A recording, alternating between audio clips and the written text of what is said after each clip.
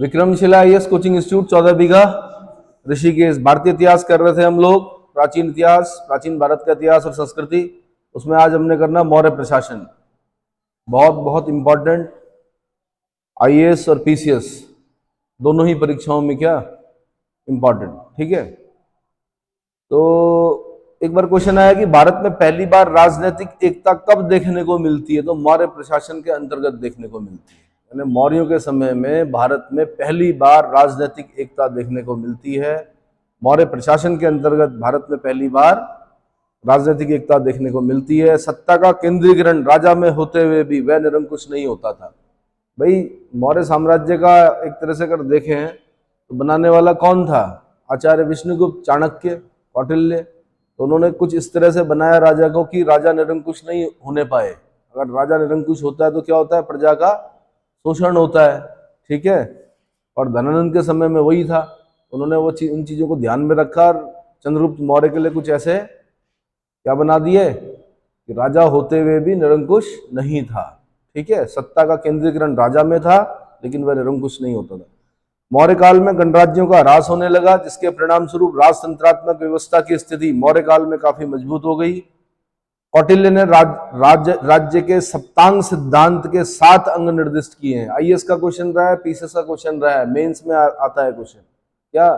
सप्तांग सिद्धांत। सबसे पहले आपने यही बोलना है कि राज्य के सप्तांग सिद्धांत किसके द्वारा प्रतिपादित किए गए? आंसर कौटिल्य के द्वारा प्रतिपादित किए गए। तो आपने ऐसे ही याद करना है कि सबसे पहले राजा, नंबर 2 अमात्य, नंबर 3 जनपद, नंबर 4 दुर्ग, नंबर 5 कोश, फिर बल या सेना। अगर वहां पर बल लिखा होगा तो बल का मतलब क्या होता है? सेना और मित्र। उसने कहा कि कौटिल्य ने कहा कि राज्य के लिए आवश्यक जो 7 चीजें हैं वो क्या क्या हैं? एक राजा होना चाहिए, उसके अमात्य होने चाहिए, उसके पास जनपद होना चाहिए, उसके पास दुर्ग होना चाहिए, उसके पास कोश होना चाहिए, उसके पास बल होना चाहिए यानी सेना होनी चाहिए, और उसके पास मित्र होने चाहिए। यही क्या है? सप्तांग सिद्धांत है। तो अब 7 चीजें क्या हो गई? 7 का आंकड़ा अगर हम इतिहास में देखें तो 3 तरह के क्वेश्चन बने हमारे। एक पढ़ा हमने क्या? आरण्यक। आरण्यकों की संख्या कितनी है? 7 है। कितनी है? दूसरा हमने जैन धर्म में पढ़ा शादवाद की संख्या कितनी है? वो भी 7 है। और कौटिल्य ने राज्य के लिए सप्तांग सिद्धांत दिए, इनकी संख्या भी कितनी है? 7 है। तो जहां जहां पर 7 7 7 आएगा, अगर मैं यूपीएससी के लिए क्वेश्चन बनाता तो मैं 3 स्टेटमेंट बना के देता। क्या देता? क्या क्या देता? सबसे पहले आरण्यकों की संख्या कितनी है? आरण्यक मतलब जंगल में पढ़ी जाने वाली पुस्तकें, जंगल बुक्स, ठीक है। तो उनकी संख्या कितनी? 7 है। फिर दूसरा पूछता मैं जैन धर्म के शादवाद यानी सप्तभंगीवाद या अनेकांतवाद की संख्या कितनी है? आंसर 7 है। और सप्तांग सिद्धांत की संख्या भी कितनी है? साम्राज्य में मुख्यमंत्री एवं पुरोहित की नियुक्ति उसके चरित्र की भली भांति जांच के बाद की जाती थी। यानी मुख्यमंत्री और पुरोहित की नियुक्ति जब की जाती थी तो पूरा जांच पड़ताल होती थी। इसको क्या बोलते थे? इसको उपधा परीक्षण कहा जाता था। यूपीएससी का क्वेश्चन रहा है कभी। क्या रहा है? कि मंत्री और पुरोहित कैसे होने चाहिए? ईमानदार होने चाहिए भाई, राज्य के प्रति क्या समर्पित होने चाहिए। उनकी चरित्र की, कैरेक्टर की भली भांति जांच के बाद की जाती थी उनकी नियुक्ति। इसको क्या बोलते थे? उपधा परीक्षण बोलते थे। क्या बोलते थे? उपधा परीक्षण। अब केंद्रीय प्रशासन, अर्थशास्त्र में शीर्षस्थ अधिकारियों को तीर्थ कहा गया है। कल मैंने आपको 18 तीर्थ बता दिए, जिसमें मैंने सबसे इंपॉर्टेंट आपको बताए थे। एक तो समाहर्ता होता था, एक सन्निधाता होता था। सबसे ज्यादा क्वेश्चन यहां से बने हैं। समाहर्ता मतलब टैक्स कलेक्टर, और सन्निधाता मतलब ट्रेजरर मतलब खजांची। सन्निधाता मतलब कोषाध्यक्ष, राजकीय कोष का अध्यक्ष या खजांची, है ना। और समाहर्ता मतलब राजस्व विभाग का प्रधान या वित्त मंत्री, रेवेन्यू डिपार्टमेंट का प्रधान या फाइनेंस मिनिस्टर, क्या बोलते थे? समाहर्ता। और वैदिक काल में बताया था मैंने, वैदिक उत्तर वैदिक में बताया था मैंने कि भागदूत और संग्रहिता, यानी वैदिक उत्तर वैदिक काल के भागदूत की तुलना हम समाहर्ता से कर सकते हैं और संग्रहिता की तुलना हम सन्निधाता के साथ कर सकते हैं। इतना समझ में आ गया? साथ में मैंने कुछ बताए थे, प्रदेष्टा बताया था आपको, फौजदारी न्यायालय यानी कंटक शोधन बोलते थे जिसको, उसका न्यायाधीश को हम प्रदेष्टा बोलते थे, ठीक है।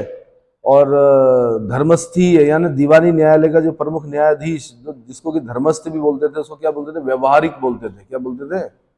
इस प्रकार से मैंने कल आपको 18 तीर्थ करा दिए हैं। आपने याद रखना है कि तीर्थों की संख्या कितनी है? 18। और ऐसे भी क्वेश्चन पूछेगा हो कि अर्थशास्त्र में तीर्थ शब्द से क्या ध्वनित होता है, तो आपने बोलना है तत्कालीन समय के यानी मौर्य काल के शीर्षस्थ अधिकारियों को तीर्थ कहा जाता था। क्या बोलते थे? उच्चाधिकारी जो होते थे, शीर्षस्थ अधिकारी होते थे, उनको तीर्थ कहा जाता था। उनकी संख्या 18 थी। अधिकतर स्थलों पर इन्हें महामात्य की संख्या दी गई है। क्या कहा गया है? महामात्य। एक होते थे अमात्य, एक होते थे महामात्य। ठीक। सबसे महत्वपूर्ण तीर्थ या महामात्य मंत्री और पुरोहित थे। सबसे इंपॉर्टेंट कौन होते थे? मंत्री और पुरोहित। इनका साम्राज्य के अन्य अधिकारियों पर स्पष्ट नियंत्रण होता था। एक नाटक बना था बहुत पहले, चंद्र प्रकाश द्विवेदी जी का, चाणक्य, देख लीजिए। क्या देख लीजिए? हाँ जी, दूरदर्शन पे आता था, यूट्यूब पे मिल जाएगा आपको। एक बार अगर उसको आप ध्यान से देखेंगे तो बड़ा गजब का सीरियल बनाया था उस जमाने में उन्होंने, चंद्र प्रकाश द्विवेदी जी ने। और उनके पास संसाधन नहीं थे, उतना धन नहीं था दरअसल। क्या नहीं था? वित्त था नहीं तो, लेकिन उन्होंने बड़ा गजब का सीरियल बनाया था चाणक्य का। और उस पर काम करने वाले आगे चलकर सुपरस्टार बने सब। जिन्होंने भी छोटे मोटे रोल भी किए वो बाद में क्या बने? सुपरस्टार बने। क्योंकि उन्होंने अधिकतर उन लोगों को लिया जो नेशनल स्कूल ऑफ ड्रामा में जो लोग क्या करते थे, काम पढ़ते थे, उन लोगों को उन्होंने क्या किया? अपने सीरियल में लिया। ठीक है। अच्छा जी, युक्त और उपायुक्त कौन थे? ये केंद्रीय महामात्य अध्यक्षों को नियंत्रण में निम्न स्तर के कर्मचारी होते थे। युक्त और उपायुक्त कौन थे? केंद्रीय महामात्यों तथा अध्यक्षों के नियंत्रण में 26 अध्यक्ष बताए थे कल मैंने आपको। और मैंने बताया था क्वेश्चन बनता है वहां से, जैसे क्योंकि ध्वनित नहीं होता है, पता नहीं चलता कि क्या कर रहा होगा एक व्यक्ति काम। जैसे लक्षणाध्यक्ष का कार्य क्या है, तो लक्षणाध्यक्ष से पता ही नहीं चलेगा आपको भाई कि क्या काम होगा इसका। तो लेकिन मुद्रा और टकसाल का अध्यक्ष, मुद्रा और टकसाल बोलते हैं मिंट को, जहां सिक्के ढाले जाते हैं।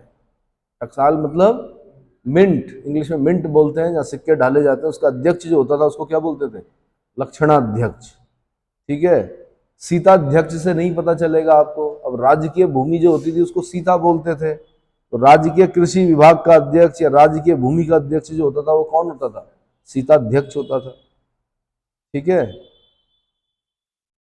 ठीक है भाई।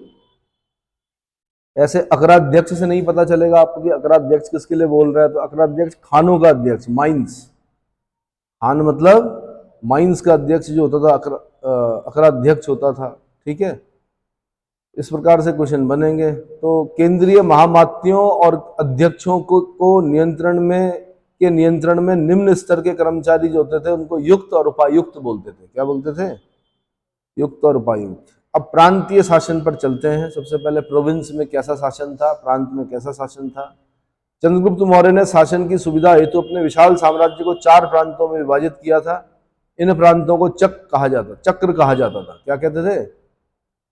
चक्र कहा जाता था। प्रांतों को क्या कहते थे? आंसर चक्र कहते थे। इन प्रांतों का शासन सीधे सम्राट द्वारा नियंत्रित न होकर उसके प्रतिनिधियों द्वारा संचालित होता था। सम्राट के प्रतिनिधियों द्वारा। जैसे आज भी है, केंद्र में राष्ट्रपति होते हैं, राज्यों में कौन होते हैं? राज्यपाल होते हैं।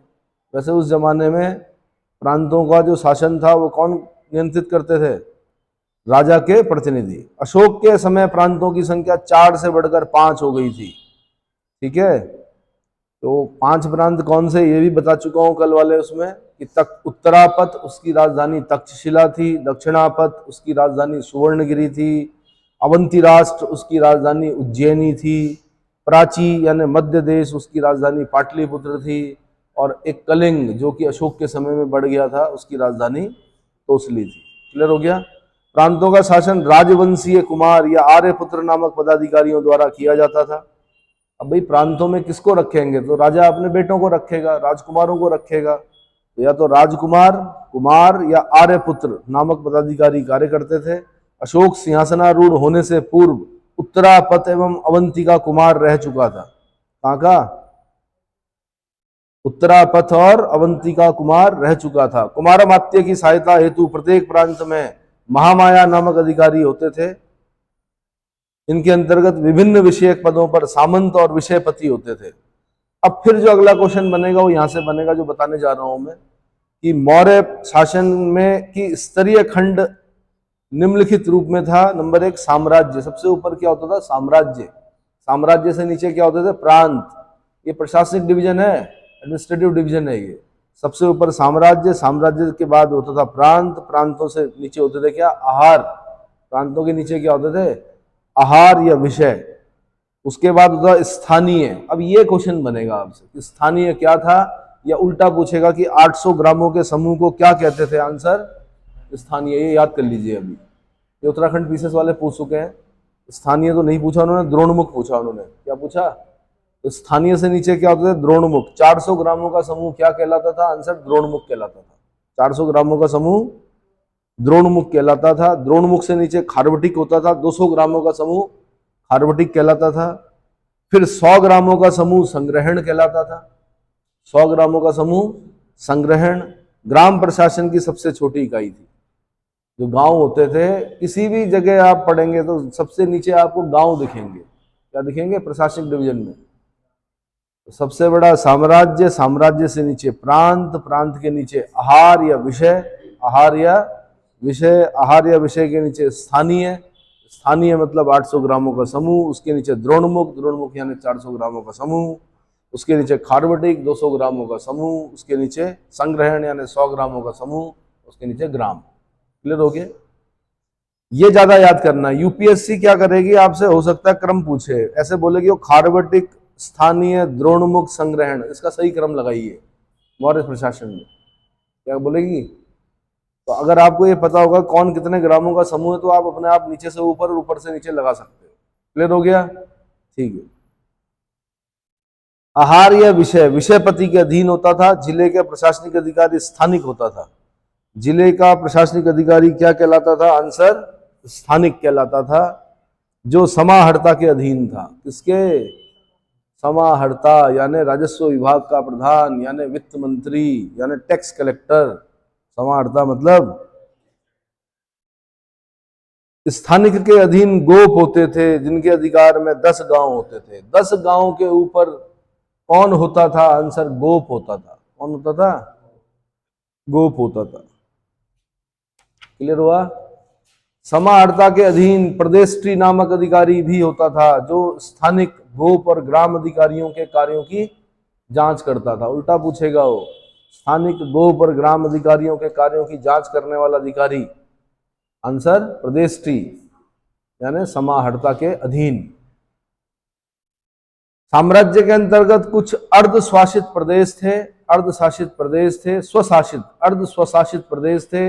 यहाँ स्थानीय राजाओं को मान्यता दी जाती थी, किंतु अंतःपालों द्वारा उनकी गतिविधियों पर नियंत्रण रखा जाता था। अंतःपाल मैंने बताया था कल आपको। अंतःपाल क्या था? सीमावर्ती दुर्गों का रक्षक। अंतःपाल क्या था? सीमावर्ती दुर्गों का रक्षक। तो अंतःपाल द्वारा स्थानीय राजाओं, अंतःपाल द्वारा जो अर्ध स्वशासित प्रदेश के स्थानीय राजा थी, उन पर नियंत्रण, उनकी गतिविधियों पर नियंत्रण रखा जाता था। अशोक के अभिलेखों में युक्त का उल्लेख हुआ है। इन अधिकारियों के माध्यम से केंद्र एवं स्थानीय शासन के बीच संपर्क बना रहता था। बहुत छोटा क्वेश्चन बनेगा। केंद्र और स्थानीय शासन के बीच संपर्क बनाने का कार्य करते थे कौन? युक्त। मैंने बताया था आपको कि अशोक का तीसरा शिलालेख युक्त राज्यों और प्रादेशिक के बारे में क्या करता है? उल्लेख करता है। तीसरा शिलालेख, तो वो वाला युक्त बोल रहा हूं मैं। युक्त छोटा है, उससे बड़ा राज्युक है, उससे बड़ा प्रादेशिक है। ठीक है, डेजिग्नेशन में। अब अगला फिर दोबारा इंपॉर्टेंट हो जाता है भाई। ये यूपीएससी का भी क्वेश्चन रहा है, यूपी पीसीएस का भी रहा है, उत्तराखंड में भी बनाया है। नगर शासन मेगास्थनीज के अनुसार, किसके अनुसार? इंडिका जिसने लिखी है मेगास्थनीज, सेल्यूकस निकेटर ने भेजा था एक राजदूत चंद्रगुप्त मौर्य के दरबार में। कौन? मेगास्थनीज। उसने क्या लिखी? इंडिका लिखी। मेगास्थनीज क्या कहता है? नगर का प्रशासन 30 सदस्यों के एक मंडल करता था, जो 6 समितियों में विभक्त था। प्रत्येक समिति में 5-5 सदस्य होते थे। उत्तराखंड वालों ने तो इतना ही पूछा कि कितनी समितियां होती थी, कितने सदस्य होते थे। 6 समितियां होती थी, हर समिति में 5 सदस्य होते थे। 6 पंजे 30, टोटल कितने होते थे? 30 होते थे। अब फिर एक बार ये भी पूछा, जन्म और ऐसे अब ये याद करना पड़ेगा आपको, समितियों का, किस समिति का कार्य क्या था। प्रथम समिति, उद्योग शिल्प का निरीक्षण करना, किस समिति का कार्य था? आंसर, प्रथम समिति का कार्य था। किसका? सबसे ज्यादा जो पूछा है अभी बता रहा हूं मैं। फिर बोलेगा कि द्वितीय समिति का कार्य क्या था? विदेशियों की देखभाल करना, विदेशियों की। अब सबसे ज्यादा जो प्रश्न पूछा गया वो ये पूछा गया, जन्म मरण का लेखा जोखा या पंजीकरण करना किस समिति का कार्य था? तृतीय समिति का। कमाल की बात है, उस जमाने में, बिफोर क्राइस्ट में, इस देश में जन्म और मृत्यु के पंजीकरण होते थे। क्या होते थे?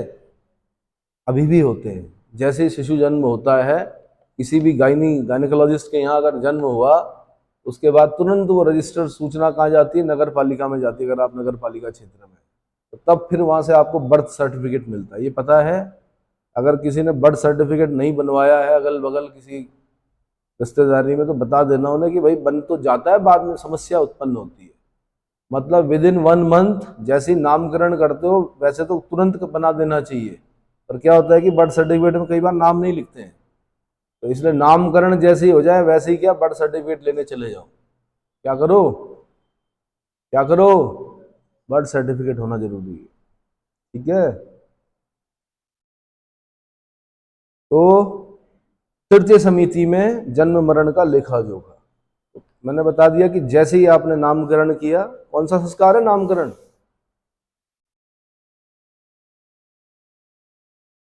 बताओ।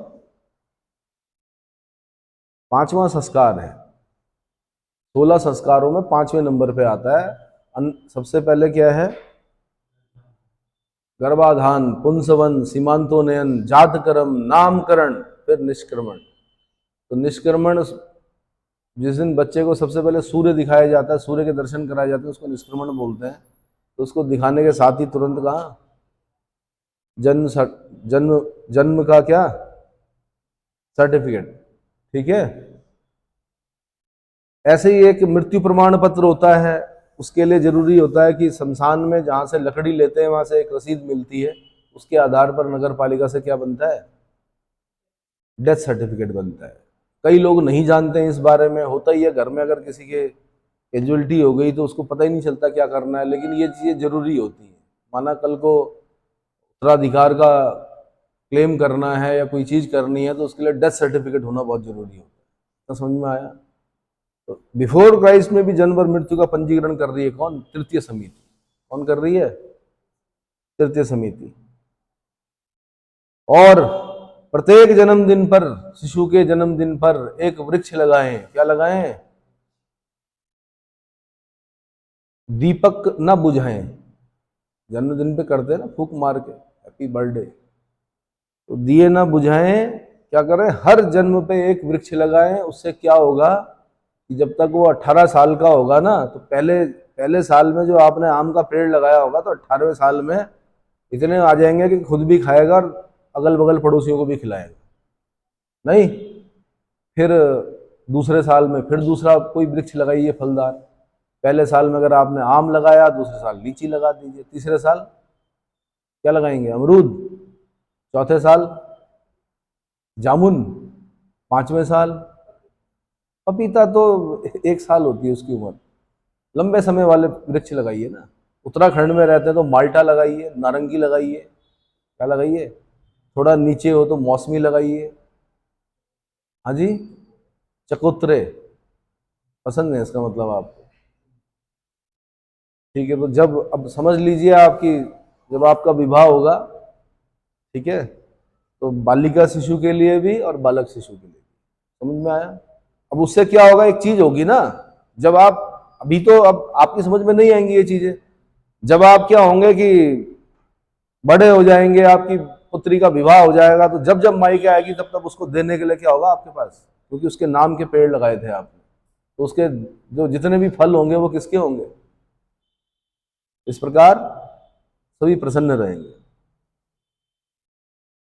ठीक है भाई, तो एक नई मुहिम शुरू कीजिए, ये मान के चलिए। अपने विवाह पे भी लगाना है आपने। जब जिस दिन विवाह होगा, जिस दिन जॉब लगेगी, उस दिन भी लगाने हैं। क्या लगाने हैं? फलदार पेड़। तो चौथी समिति भाई व्यापार वाणिज्य, चौथी समिति क्या करती थी? व्यापार वाणिज्य देखती थी। पांचवी समिति क्या करती थी? निर्मित वस्तुओं के विक्रय का निरीक्षण करती थी। निर्मित वस्तुओं के विक्रय, क्रय विक्रय समझते हो? क्रय मतलब खरीदना, विक्रय मतलब बेचना, विक्रय का निरीक्षण करती थी। छठी समिति क्या करती थी? बिक्री कर वसूल करती थी। क्या करती थी? बिक्री कर वसूल। अलग अलग किताबों में थोड़ा अलग तरह से दिया जाता है, पर एक बेसिक बुक को पकड़कर आप उसको याद कीजिए तो आपका क्वेश्चन बिल्कुल सही होगा। तो प्रथम समिति उद्योग शिल्प का निरीक्षण करती थी। क्या करती थी? अच्छा, सबसे पहले याद कीजिए 6 समितियां, उसमें कितने? 5-5 सदस्य, 6 पंजे 30, टोटल 30 सदस्य।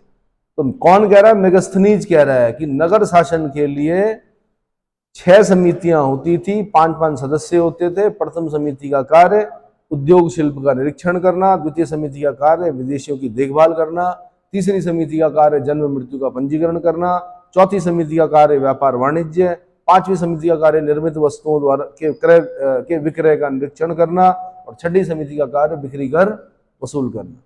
जिसको मैं एक दो बार बार बोलता हूं तो समझ लीजिए वो इंपॉर्टेंट है, बार बार बोलने की जरूरत ना पड़े मेरे को, इसका मतलब वहां से क्वेश्चन बनने की संभावना है। ठीक है। अगला, रक्षण, नगर में अनुशासन रखने तथा अपराधी मनोवृत्ति का दमन करने हेतु पुलिस व्यवस्था थी, इन्हें रक्षण कहा जाता था। मौर्यकालीन प्रशासन में पुलिस को क्या कहते थे? आंसर, रक्षण कहते थे। जबकि हमने पहले पढ़ा, उत्तर वैदिक में पढ़ा, वैदिक में पढ़ा, उग्र कहते थे पहले, जीव ग्रह बोलते थे। क्या बोलते थे? उग्र या जीव ग्रह। पलट के देखिए किताब को, क्या उग्र कहते थे? यहां पर हम क्या कह रहे हैं? पुलिस को रक्षण कह रहे हैं। यूनानी स्रोतों से ज्ञात होता है कि 3 प्रकार के अधिकारी होते थे। नंबर 1, एग्रोनोमोई। अब ये यूपीएससी ने क्वेश्चन पूछा, उसने देखा कि आप जब पढ़ रहे हो तो ध्यान है भी कि नहीं है, तो जिलाधिकारी, जिन्हें आज आप डीएम बोलते हैं, डिस्ट्रिक्ट मजिस्ट्रेट बोलते हो, जिलाधिकारी बोलते हो, उनको कभी एग्रोनोमोई, यूनानियों ने लिखा है। क्या? एग्रोनोमोई। क्या लिखा है? और साथ में उत्तर प्रदेश पीसीएस वालों ने पूछा कि मार्ग निर्माण का एक विशेष अधिकारी होता था, उसको क्या कहते थे? उसको भी एग्रोनोमोई कहते थे। मार्ग निर्माण वाले अधिकारी को भी एग्रोनोमोई कहते थे। और एग्रोनोमोई कौन था? जिलाधिकारी था। एक होता था एंटीनोमोई, वो नगर आयुक्त, नगर आयुक्त। और तीसरा होते थे सैन्य अधिकारी। तीसरे क्या? अशोक के अभिलेखों में कुछ अन्य अधिकारियों का वर्णन मिलता है। एक है राजुक। कौन सा? ग्रामीण जनपदों की देखभाल के लिए इसकी नियुक्ति होती थी। इसके पास कर संग्रह के साथ साथ न्यायिक शक्तियां भी थी। इसके द्वारा शत सहस्त्र पणियों पर भी शासन करने का उल्लेख मिलता है। शत सहस्त्र पणियों पर शासन करने का उल्लेख मिलता है। राजुक। रज्जू, रस्सी, रज्जू मतलब रस्सी। अब ग्रामीण जनपदों की देखभाल करना है, कर संग्रह करना है, न्यायिक शक्तियां इसके पास हैं, तो या तो ये नाप जोख करने के लिए रस्सी का प्रयोग करता है, या ये पकड़ कर ले जाने के लिए रस्सी का प्रयोग करता है। कहीं ना कहीं जब नाम शब्द आता है ना, शब्द की व्युत्पत्ति जो होती है तो किसी एक विशेष शब्द से होती है। तो रज्जुक। उसके बाद प्रादेशिक, जिलाधिकारी भाई, अर्थव्यवस्था का प्रदेष्टा। महामात्र, उच्च अधिकारी जो नगर प्रशासन से संबंधित था। प्रतिवेदक, इसका कार्य सम्राट को विभिन्न सूचनाएं देना था। प्रतिवेदक का कार्य क्या था? सम्राट को विभिन्न सूचनाएं देना। ग्राम मौर्य साम्राज्य की सबसे छोटी प्रशासनिक इकाई थी। इसका प्रधान ग्रामिक कहलाता था। क्या कहलाता था? ग्रामिक। मैंने अभी पूछा आपसे, उग्र कहां पढ़ा है? उत्तर वैदिक काल में हमने पुलिस के लिए उग्र शब्द का प्रयोग किया है। जीव ग्रह भी किया है मेरे ख्याल से, है ना? जीव ग्रह। यहाँ पे हम पढ़ रहे हैं रक्षण, और यहाँ पे हम ग्राम के अधिकारी को, ग्राम के प्रधान को ग्रामिक कह रहे हैं। पहले क्या पढ़ा हमने? ग्राम के प्रधान को क्या पढ़ा इससे पहले? हमने ग्रामीणी पढ़ा। अरे भाई, ग्राम के प्रधान को क्या पढ़ा हमने? ग्रामीणी पढ़ा। ऋग्वैदिक काल में क्या पढ़ा? उत्तर वैदिक काल में क्या पढ़ा? मौर्य काल में हम क्या पढ़ रहे हैं? तो मौर्य काल में हम पढ़ रहे हैं ग्रामिक। क्या पढ़ रहे हैं? ग्रामिक। जो राजकीय कर्मचारी नहीं था, वरन उसका निर्वाचन जनता द्वारा किया जाता था। बिफोर क्राइस्ट, ईसा के जन्म से कई साल पहले इस देश में ग्रामों में एक ग्रामिक नामक अधिकारी होता था, जिसको कौन चुनती थी? जनता चुनती थी गांव की। फिर बोल रहे हैं कि स्थानीय स्वशासन का पिता कौन? लॉर्ड रिपन की। स्थानीय सुशासन लाया होगा ठीक है, लेकिन इस देश में पहले से स्थानीय सुशासन था भाई। क्या था? लोकल सेल्फ गवर्नमेंट इस देश में बहुत पहले से थी। मौर्य कब का है? बिफोर क्राइस्ट का है। आगे चल के भी पढ़ेंगे हम, चोल में पढ़ेंगे, उत्तर मेरू इंस्क्रिप्शन पढ़ेंगे हम एक, वहां पर पढ़ेंगे दक्षिण भारत में भी क्या वार्डों में बटा होता था गांव, ठीक है। उसके लिए कुछ लोग चुने जाते थे, उनकी एक क्वालिफिकेशन होती थी। उत्तर मेरू इंस्क्रिप्शन में पढ़ना हमने। भारत में स्थानीय स्वशासन का पिता कौन? Lord Ripon. तो ऐसा लगता है इस तरह से पढ़ाया गया जैसे स्थानीय सुशासन इन्होंने सिखाया होगा हमको, अंग्रेजों ने। सैन्य व्यवस्था भाई, सेना के संगठन हेतु पृथक सैन्य विभाग था, 6 समितियों में विभक्त था। मेगस्थनीज कहता है प्रत्येक समिति में 5 सदस्य होते थे। ये समितियां सेना के 5 विभागों की देखरेख करती थी। एक होती थी पैदल सेना, एक होती थी अश्वरोहियों की सेना, एक होती थी हाथी वाली सेना, एक होती थी रथ सेना, एक होती थी नौसेना। कितनी? सैनिक प्रबंध की देखरेख करने वाला अधिकारी अंतापाल कहलाता था। सैन्य प्रबंध की देखभाल करने वाला अधिकारी अंतापाल कहलाता था। यह सीमांत क्षेत्रों का व्यवस्थापक भी था। प्लिनी के अनुसार चंद्रगुप्त मौर्य के पास 6 लाख पैदल, 50,000 अश्वरोही, 9,000 हाथी, 800 रथ से सुसज्जित विराट सेना थी। कौन लिखता है? प्लिनी लिखता है। प्लिनी भी इंडिका से उठाता है उद्धरण, मेगस्थनीज की इंडिका से। प्लिनी कहता है कि मेगस्थनीज ने अपनी इंडिका में लिखा हुआ कि चंद्रगुप्त मौर्य के पास 6 लाख की सेना थी। कितनी? 50,000 घोड़े थे। एक घोड़ा पाल के देख लो, पता चल जाएगा। क्या पता चल जाएगा? चने खिला खिला के बिक जाओगे जिसे बोलते हैं। गुड़ खिलाना पड़ता है, चना खिलाना पड़ता है, ठीक है। 9,000 हाथी, एक हाथी पाल के देख लो कितना। सोचो ना, एक हाथी पाल सकते हो? नहीं पाल सकते। उसको तो चुगा भी नहीं सकते ऐसे हम, जैसे गाय को छोड़ दिया हमने जंगल, शाम को गाय अपना आप, उसको बांध के रखना पड़ता है। 9,000 हाथी, 800 रथ से सुसज्जित विराट सेना थी। नायक युद्ध क्षेत्र में सेना का नेतृत्व करता था। क्या करता था? देखा होगा आपने, 800 रथ। तो क्या होता है कि आदमी रथ में बैठना चाहता है तो सारे शौक विवाह के दिन पूरे होते हैं उसके। देखे होंगे आपने, रथ बने हुए रहते हैं, उसके आगे घोड़े लगे हुए रहते हैं। तो उस दिन वो राजा जैसा फील करता है अपने आप को कि मैं क्या हूं, क्या हूं भाई। पुरुष जिस दिन विवाह करता है उस दिन वो सारे कार्य करता है जो उससे अपेक्षित होते हैं कि राजा हो, रथ पर बैठ के आए। तो रथ होता है आजकल तो कारों में जाते हैं, तो रथ पे भी बैठता है वो, घोड़ी पे भी बैठता है। जीवन में मेरे ख्याल से कई लोग तो एक ही बार बैठते हैं, ठीक है। तो वो परंपराएं चली आ रही है आज तक। साइकिल पे भी तो जा सकता है, साइकिल पे क्यों नहीं जा रहा हो? क्या दिखाना है उसने अपने ससुराल में? मैं राजा हूं, क्या हूं, भले ही उधार लेके कर रहा हो विवाह। नायक युद्ध क्षेत्र में सेना का नेतृत्व करता था। इसे 12,000 पर्ण, 12,000 पर्ण जो है वो सिक्का है। पर्ण क्या है? सिक्का। 12,000 पर्ण वार्षिक वेतन मिलता था। अर्थशास्त्र में नवाध्यक्ष के उल्लेख से मौर्यों के पास नौसेना होने का प्रमाण मिलता है। ऐसा लगता है कि उनके पास नौसेना भी थी, क्योंकि नवाध्यक्ष होता था एक नौसेना का अध्यक्ष, ठीक है। जस्टिन लिखता है कि चंद्रगुप्त की सेना को डाकुओं का गिरोह कहता है। कौन? जस्टिन डाकुओं का गिरोह कहता है। और एक कहता है कि उसने 6 लाख की सेना लेकर संपूर्ण भारत को रौंद डाला। कौन कहता है? प्लूटार्क कहता है। ये 2 सेइंग्स यूपीपीसीएस में कई बार पूछी गई है कि उसने 6 लाख की सेना लेकर संपूर्ण भारत को रौंद डाला। Answer Plutarch. चंद्रगुप्त मौर्य की सेना को डाकुओं का गिरोह किसने का? Answer Justin. न्याय व्यवस्था। मौर्य सम्राट सर्वोच्च और अंतिम न्यायालय एवं न्यायाधीश था। मौर्य न्याय व्यवस्था कठोर थी। न्याय का उद्देश्य सुधारवादी ना होकर आदर्शवादी था। ये शब्द खास ध्यान देना आपने। न्याय सुधार के लिए होते हैं। किसके लिए होते हैं? इसीलिए बोला जाता है सभ्य देशों में कि फांसी नहीं देनी है। किसी ने अपराध कर दिया तो उस व्यक्ति को क्या करना? सुधारना है। तो कहां सुधारोगे आप उसको? जेल में सुधारोगे। कहां सुधारोगे? फांसी दे दोगे तो फिर तो मुक्त हो गया हो। क्या करना है?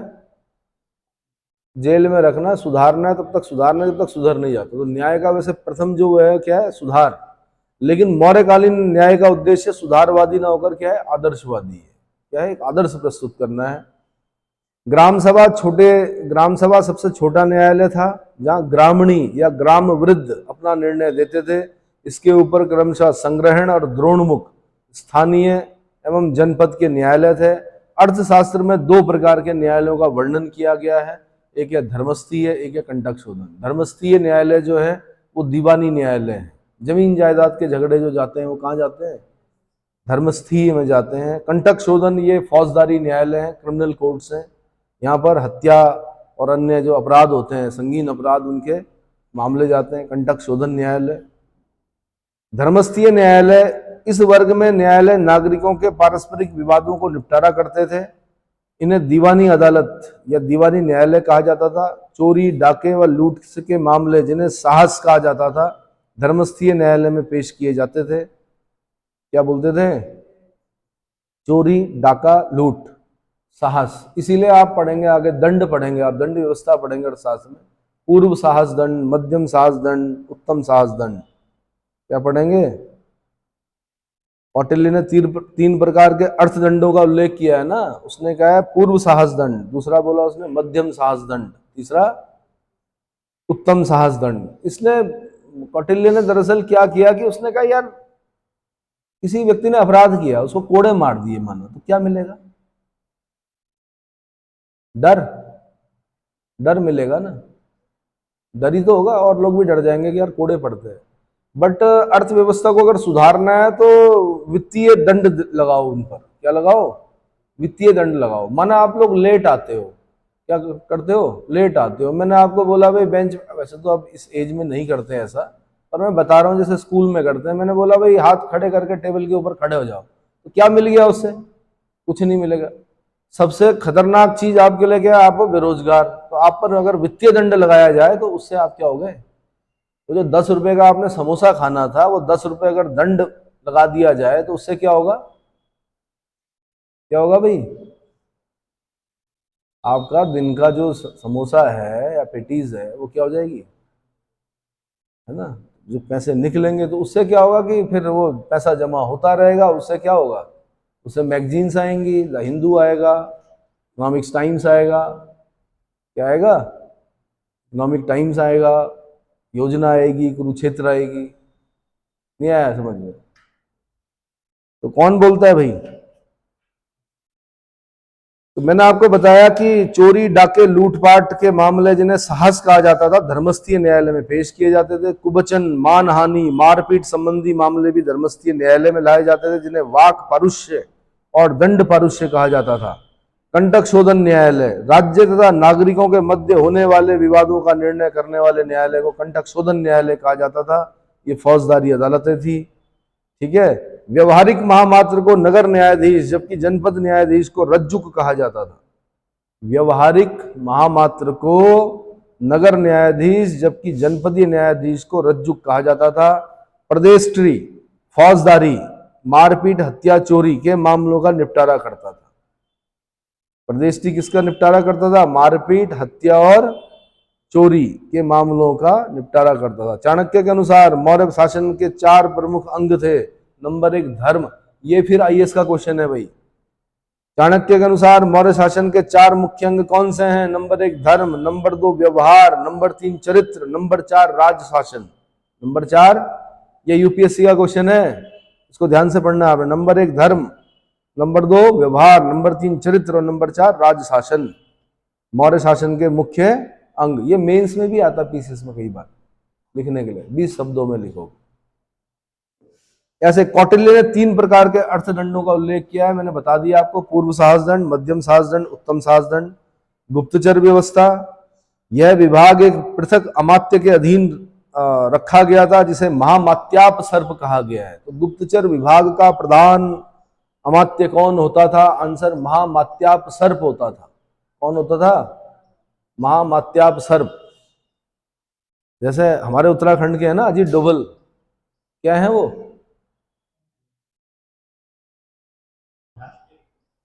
राष्ट्रीय सुरक्षा सलाहकार है इस समय, लेकिन पहले क्या थे, पहले रॉ में थे। तो ऐसे ही रॉ के जो हेड होंगे या आईबी के हेड होंगे या सीबीआई के जो हेड होंगे उनको हम महामात्याप सर्प कह सकते हैं।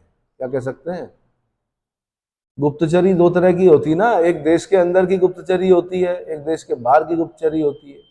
तो देश के अंदर की जो गुप्तचरी हो गई वो क्या हो गई, जैसे लोकल स्तर पर एलआईयू सुना होगा आपने, लोकल इंटेलिजेंस यूनिट। ऐसे ही आपने इंटेलिजेंस ब्यूरो सुना होगा, आपने सेंट्रल ब्यूरो ऑफ इन्वेस्टिगेशन सुना होगा। लेकिन जब देश के बाहर करनी है तो कौन करेगा? रॉ करेगी, रिसर्च एनालिसिस विंग करेगी। कौन करेगी? और रॉ में कौन गए? अजीत डोभाल गए। अजीत डोभाल गए, उसके बाद हेड भी रहे वो उसके, तो बाद में बने नेशनल सिक्योरिटी एडवाइजर प्रधानमंत्री के। ठीक है, तो महामात्याप सर्प। कौटिल्य ने अर्थशास्त्र में गुप्तचरों को गूढ़ पुरुष कहा है। ये आईएएस का क्वेश्चन है। गूढ़ पुरुष किन्हें कहा गया अर्थशास्त्र में? आंसर, गुप्तचरों को कहा गया है। किसको कहा गया भाई? गुप्तचरों को। कौन होते हैं गुप्तचर? क्या बोलते हैं इंग्लिश में गुप्तचरों को? स्पाई। वैदिक काल में हमने क्या पढ़ा? स्पष्ट शब्द पढ़ा उनके लिए। क्या पढ़ा? गुप्तचर कौन थे? स्पष्ट थे। स्पष्ट से ही स्पाइस बना है, स्पाई बना है। कुछ ऐसा लगता है कि थोड़ा स्पेलिंग अलग हो गई, लेकिन उच्चारण आज भी कैसा है? वैसा ही है। मौर्य शासन में दो प्रकार के गुप्तचर कार्य करते थे। एक संस्था, वे गुप्तचर जो एक ही स्थान पर संस्थाओं में संगठित होकर कार्य करते थे। संचरा, वे गुप्तचर जो एक स्थान से दूसरे स्थान पर भ्रमण करते हुए कार्य करते थे। एक तो एक ही स्थान पर कर रहे हैं, एक भ्रमण कर रहे हैं, इधर से उधर, उधर से इधर। फिर क्या कर रहे हैं? सूचनाएं दे रहे हैं। किसको? राजा को। ध्यान रखना, हमेशा वो राजा जो अलर्ट रहा, जिसके गुप्तचर अच्छे रहे, तो वो राज्य सही रहा, पता चलता रहा। उसने क्या नहीं होने दिया?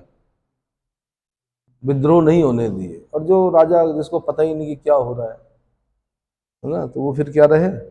अंग्रेज भी इस चीज को समझ गए थे। 1857 के रिवोल्ट के बाद समझ गए थे वो। क्या क्या समझ गए थे? कि भैया इनके मन की बात जानना जरूरी है, ऐसा ना हो कहीं एक दिन क्या हो जाए। एरियन ने गुप्तचरों को ओवरसियर्स और स्ट्रैबो ने इंस्पेक्टर कहा है। स्ट्रैबो ने क्या कहा है? इंस्पेक्टर। अब इंस्पेक्टर शब्द जो है, कुछ लोग पुलिस की भी तैयारी कर रहे होंगे, सब इंस्पेक्टर इंस्पेक्टर। ये शब्द इंग्लिश का नहीं है, ये यूनानी शब्द है शायद, क्योंकि इसका उल्लेख कौन कर रहा है? स्ट्रैबो। कौन कर रहा है?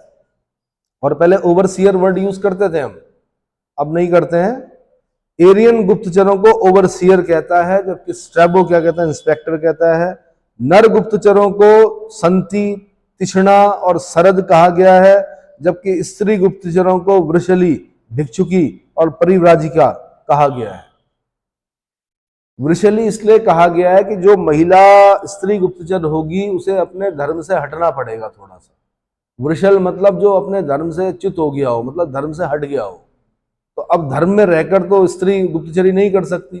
ठीक है, तो वृषली। भिक्षुकी, भिक्षुकी मतलब भिक्षुकी का वेश धारण करती होगी, परिव्राजिका का वेश धारण करती होगी, इसलिए उसके लिए क्या किया? इन शब्दों का प्रयोग किया गया। क्लियर हो गया? अब मैंने इसमें इतना बता दिया। इसके बाद में अब मौर्यकालीन आर्थिक व्यवस्था के बारे में बताऊंगा अगले लेक्चर में, जो कि बहुत बहुत बहुत इंपॉर्टेंट है। दूसरा लेक्चर जरूर सुनिएगा भाई, है ना।